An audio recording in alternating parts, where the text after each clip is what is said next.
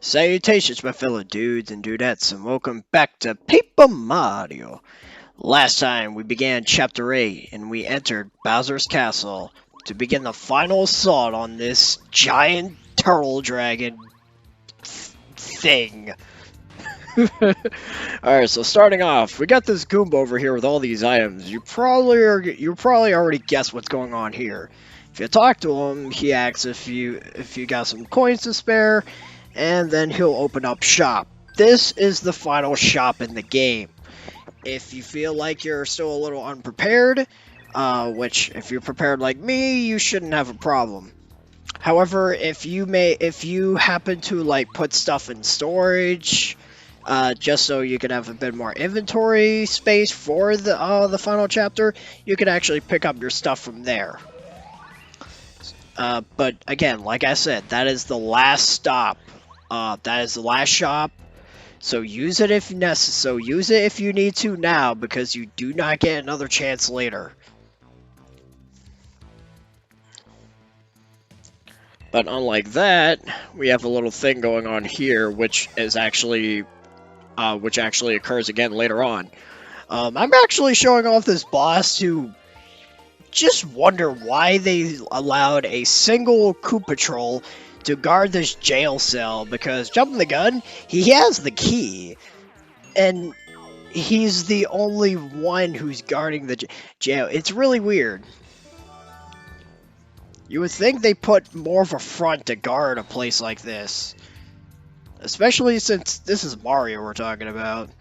It's like, if you recall a little bit ago, a bunch of enemies had a panic attack simply because it's Mario. But anyway, the point of these jail cells is to rest in the brig. That actually sounds kind of really dark and such. But what are you gonna do? You gotta use whatever resources you have available, right? It's still a bed, you still recover your HP, FP, and star power, so use it while you can. Not saying you don't get another chance, because you do get 2 more opportunities to rest throughout this chapter. But again, the store, one and done. Use it while you can. Go down there. Go to the inn. Go to the prison cell and heal up. Because, as I mentioned, this chapter is incredibly long. I originally thought this was going to end up being 4 parts. But thankfully, oh, by the way, this is the multi-bonk we got from Mario. It operates exactly how the power bounce does, so it's actually really useful if you can pull off the timing. I actually gotten pretty good at the timing within a short amount of time, despite the fact I ranted about how much I suck. And a side note, actually, throughout the game, Mario, you can get the power bounce pretty darn early. I think you actually get it before you actually get your first boot upgrade. If anything, it might even be during Chapter 1 or before Chapter 1. But anyways, also that's the fan smack. Bow smacks enemies for 2 HP a pop, totaling 10 HP. So it's good for those enemies that don't have any defense, and also don't have too much health, but enough to be an issue. Like if they have like roughly 8 to 10 HP, it's great. But otherwise, I don't use it too much. What does the job plenty, and plus, just like Mega Bomb with Bombay uses a large amount of FP. Not nearly as much as Bombay, but still noticeable.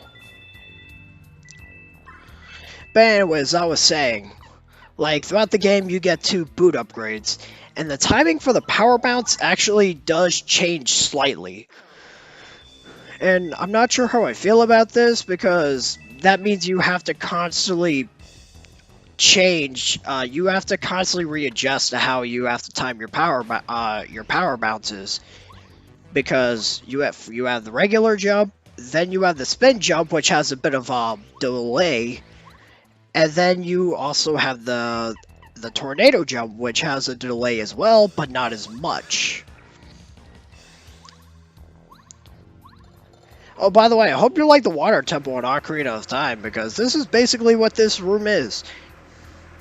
like a giant room filled with a bunch of chains you have to pull in order to raise the water level. You use sushi to explore more of the level to raise the water level even higher. All this just to get a doggone key. Well, I guess I guess you can argue that this is actually an excuse to give sushi a chance to shine, because as I mentioned in the previous part, you're going to be using every party member in this chapter. And it's really exemplified here because you haven't used sushi yet. You've been using Spike, excuse me. Don't want to upset the poor guy. He has self-confidence issues, I suppose. I like that little effect with all the panels flipping. Unfortunately, the game doesn't. Alright, I'm not sure if I ranted about this in the past, but I feel the need to rant about it now because this room is a bit lengthy. Paper Mario the Thousand Year Door does a lot more with this, and I'm appreciative of that, but the title Paper Mario is sort of silly when you think about it, because they don't exactly do a whole lot with the fact that you're made of paper. The only instance I can think of immediately off the top of my head is actually in the prologue, where you're trying to talk to Goompapa, the grandpa, and you just fall down like a sheet of paper. And with this instance, the panels flip as if you're like turning a page or something, or like a flip book. These two are the only times that the game does this. To my knowledge, they probably do it a little more in other instances, but as far as I'm concerned, it's the only time they ever do this. And it sort of bugs me. Like, I guess the overall level design, you could argue, does sound like that. Because when you beat the Goomba King, like, it sort of falls apart like paper. It's funny, because whenever I think of that scene, I imagine a deck of cards just falling apart. Ever had that happen to you when you're making a deck of cards? Not a deck, of house of cards. Wow, that sounded really dumb. I'm sorry. It's like, you ever try to build a house of cards and like halfway through the house it just falls apart? I can't stack very well. Jenga is my enemy, is my arch enemy for that reason.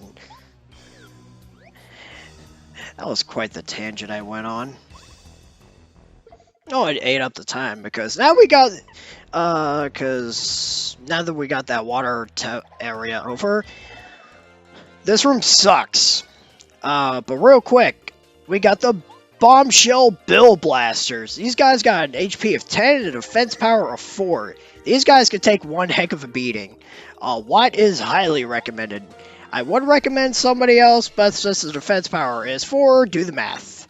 Nobody will be doing nearly as enough damage. And as for the Bombshell Bills they shoot out, they have an HP of 3, an attack of 6, and a defense of 0. You really want to get rid of these Bombshell Blasters as quickly as you can. Not because the Bombshell Bills are hard to deal with, because since they don't have any defense, they drop like flies. But you'll get nowhere quickly if you're strictly just aiming for the Bombshell Bills. And you're going to notice a very bizarre cut in a second after I do this level up. Well, after I encounter the next enemy, because this room really just... Oh my goodness, I was tearing my hair out for this area, because fighting one Bombshell Bill Blaster was a problem. Fighting 4 or 5 of them is a whole different ballgame. I am not kidding. There was like 4 or 5 of those stupid things throughout the room. I got tired really quickly. But before I rant a bit more, we got Dry Bones here. A staple to the Mario franchise. They have an HP of 8, an attack of 4, and defense of 2.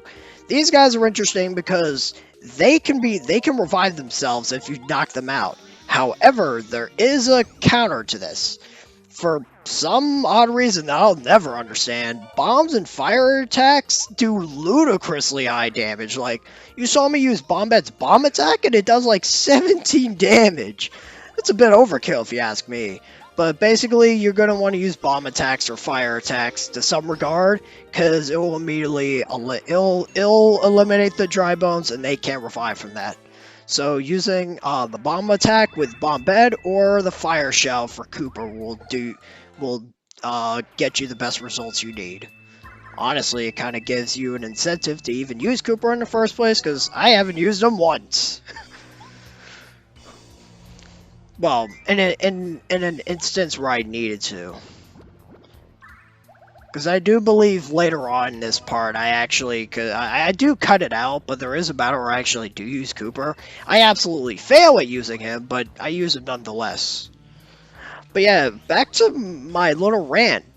Like, in that previous room, you have bombshell bill blasters up the wazoo. Again, there's like 4 or 5 of those things going up a stairway. Those are the only enemies, mind you.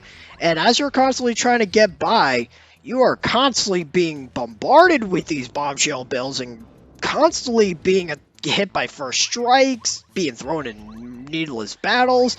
It is a chore to the nth degree. It sucks. And I think the biggest problem, at least my biggest problem with that area, was I was trying to get first strikes off with Bomb Bet because, you know, Bomb does a decent amount of damage, but with enemies that have a defensive 4, I guess that sort of fell flat on its face. I don't know. That room pissed me off. It made me very mad.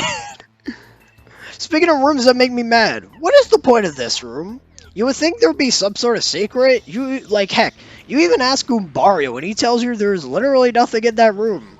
And I became suspicious of that, so I used Bomb Bet to bomb the wall and nothing happened. So I'm just like, what is the point of the room?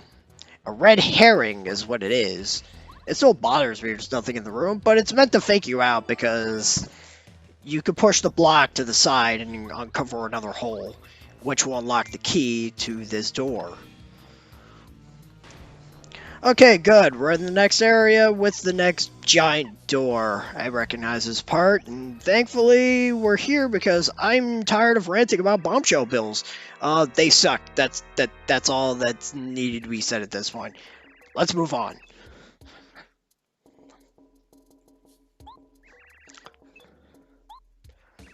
But I guess if you really want, I'll give you one chance. Because I know there's no way you'll make it anyway. Want to give it a shot?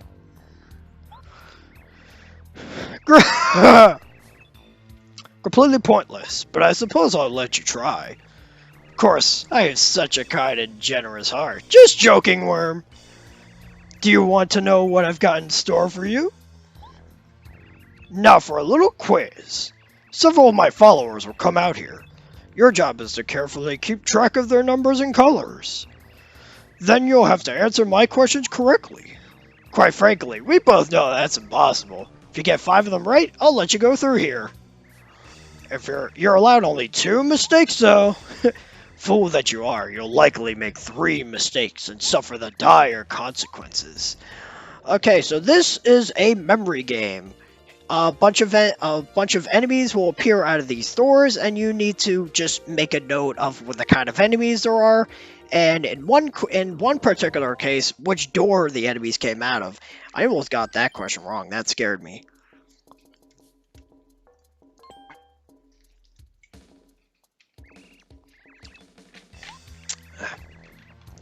Sorry, I hate talking for long periods of time because then my throat gets dry. It only happens when I'm recording stuff like this, unfortunately. So it's like the biggest downside to doing post-commentary, I suppose. But yeah, like I was saying, you memorize all the characters that come out of the doors, and that lather, rinse, repeat for 5 of them. The 5th one is actually the most interesting because it only gives you 3 enemies. And he asks you, how many arms did you see? It's really strange. But yeah, this is the one I nearly messed up on, because he's going to ask you what came out of the middle door. And I actually got stumped for a second, because I was like, oh crud, I actually forgot. But it's the red Shy Guys, because thankfully, the doors they come out of, they also go back in. Now, you really do not want to mess this up, because your reward, so to speak, for failing is the probably, undoubtedly, would be the true ultimate super boss of this game. Yeah, we had Kenshi Koopa, we had the anti-guy in Toy Box, we had the master with so much HP and a ludicrous amount of attack power. So what could be worse than those? If you get 3 questions wrong, you could do this deliberately, and I'm actually going to explain the strategy for taking on such a foe. Oh, by the way, I was interrupted for something, so I had to walk away from the from the TV when I was recording for a good 10-20 minutes. Thankfully, I was able to edit around it. So, anyways, if you get 3 questions wrong, your task then is to defeat 4 anti-shy guys. Like, on paper, I just realized what I said. Like, on paper, that doesn't sound too bad because of how far into the game you are, because at this point, you got this far, you can handle anything, right? So, it can't be all bad, right? To give you some perspective, to give you an idea as to what you're up against, 4 anti-guys, they each have 50 HP, 10 attack power, and no defense. And when they do their stupid acrobatics attack, they do 12 damage. You have 4 of these contenders to deal with. So, here is my advice, because I didn't do it for this, because, honestly, I've already showed off the anti-guy fight, and I'd rather have you guys not sit through me having to fight these guys, because it is a long, drawn-out battle, and plus, I'm not doing myself any favors fighting them anyway, because, well, for one, we're at the end of the game. Experience is kind of needless. Like, I could probably take on the boss right now with the experience I have and just ignore everything on the way. But, again, I'm not doing myself any favors for the main reason of the fact that, I've already showed off the anti-guy. I would end up doing the fight and just cutting it out anyways. So, that's the reason why I'm not doing it. But, if you really insist, I highly recommend, excuse me, that you master the Mega Shock ability with Y, and use as much abilities as you can that stun the opponent. Mega Shock, Lullaby, Timeouts, got a sneeze coming on. Spike has the Cloud 9 from Spike, can make you more dodgy to enemies. You want to stack these as much as possible, like the water blocks. There is a lot of setup to be had with this fight, because dealing with 4 enemies that deal up to 10 damage just sounds like a chore. And arguably you could grind for this boss fight, but then you could also run into the problem where you soft lock the game if you grind too much, because again, you have a cap for everything. And jumping the gun a little bit, one of the last boss fights we have, one of the last boss fights we have gives you a good sum of star points, or at least 2 boss fights, and we're actually going to be fighting one really soon. So I'll be able to roll off this tangent and move on to that fight. You don't want to overly grind because you can soft lock your game, and you especially don't want to do it here because you're at the end of the game. And that is a major kick in the hit to the knees if you've managed to get this far in the game and now you can't finish it because you grinded too much. Oh, by the way, that was bull. That was major bull. I was just trying to leave because experience is kind of meaningless to me now because they're giving out like 2 star points and we're almost done. And at this point, I just want to go home. I just want to save the princess and go back and Watch my non-existent TV. Oh, that just made me feel sad. Why can't I have television at home? Luigi pays rent, but at what cost? Oh boy. But yeah, that's what I recommend. You do a lot of setup. You have some you have some badges to mitigate the issue. You probably want to equip as much stat buffs badges as you can. Pretty lucky is pretty good, honestly. Power bounce, if you can pull it off, I'd say go for it, because at that point, you're at your wit's end. Like, doing all that setup and dealing as much pain as possible, and honestly, you're gonna have to pray a little bit, because oof, that's a doozy. I've never done, for context, I've never done the boss fight before in the past. Or at least completed it. I believe I did attempt it during my test playthrough. It's been a while since my test playthrough, so I don't exactly remember if I actually attempted it or not. I could just be lying out of my butt. But all in all, I don't recommend it.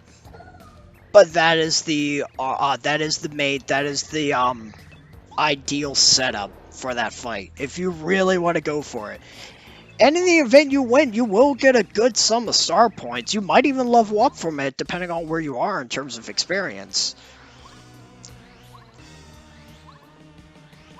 Oh, by the way, I'm actually going back to heal real quick, because that fight took a bit out of me, because you actually get stuck fighting 4 duplicos, and that's kind of annoying.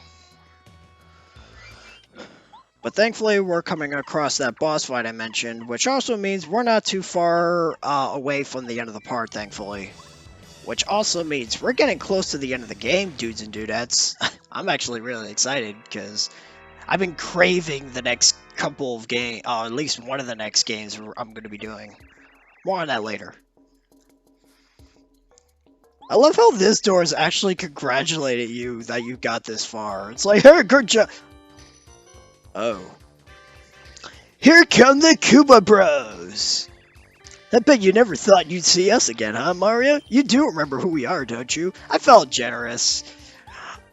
Honestly, yeah. I wouldn't be surprised if some people don't remember them. I think I've seen some runs where, like blind runs, where the actual player didn't actually remember who they were. It's kind of hilarious.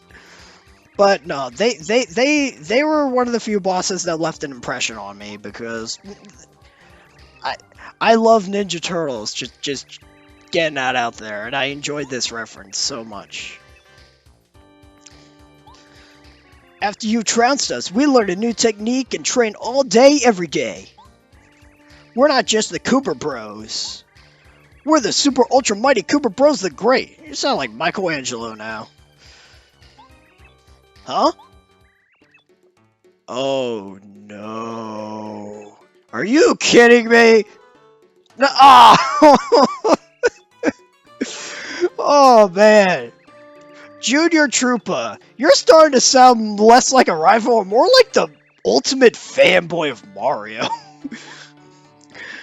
Like, I could ask how the heck he got here, but he has wings, so I guess he could have flown up here. But at the same time, it's like, why would he go out of his way to follow you all the way here? It's just funny to me. Anyway, Junior Troopa has an HP of 60, an attack power of 8, and a defense power of 2. Everything you've dealt with in all the previous rounds, you're gonna deal with here. He's gonna go into his ultimate power, into his ultimate form, where he goes into wings and has a spike on his head. I do believe I equipped the spike shield for this, just to make things move on a little faster, because after this, we've got endgame. But I don't have a lot to recommend with this boss fight. You fought Junior Troop a countless number of times, so I feel like I can't exactly give you a proper strategy with this fight. just to put it this way, everything you've done up to this point, because this battle is essentially a culmination of everything you've been able to accomplish up to this point. By the way, that attack does a lot of damage. So everything you've learned up to this point, every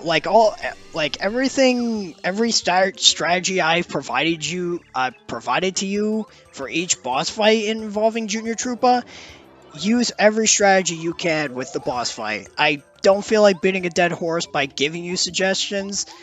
You're at the end of the game. You've got plenty to work with. So I just say I let loose. Because you're going to be able to heal really soon after this, so don't hold anything back. Also, I guess Junior Trooper's been taking a pointer from the Crystal King boss fight and the Huff and Puff boss fight, and he heals himself. Granted, he heals himself for ridiculously low health. I don't think that magic class was necessary, because you could... I think the biggest problem with that is the fact that you could... The biggest problem with him healing 10 HP is the fact you can probably deal all that damage back, no problem. But I guess the fact that his defense powers too sort of counters that, so you want to make sure your attack power is up to snuff. Either badges or turbocharge, you know how it all goes. But yeah, like I said, this guy is like the ultimate fanboy. We've seen him in the beginning of the game, after chapter 1, 3, 5, during chapter 7, and now at the end of the game. That wasn't a hard boss fight, but I gotta give him credit for at least managing to chase us all the way here. And this line kind of depresses me in a way. I'm gonna beat you so bad next time. Gosh! Since you beat the guy that beat the Cooper Bros, does that mean you beat the Cooper Bros? You beat him, he beat them, but you didn't actually lay a finger on... Ah! It's too confusing. I guess there was no big difference. Sorry about that. I can't do that crunchy voice very well for long periods of time. Pray for me when we get to the end game.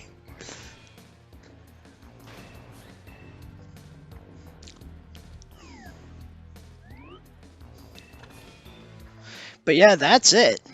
Now that we managed to reach Princess Peach's castle, which was obviously on top of Bowser's castle, I think it's time to bring this game to a close. So next time on Paper Mario, it's time to bring the fight to Bowser himself. So until then, I got a juice.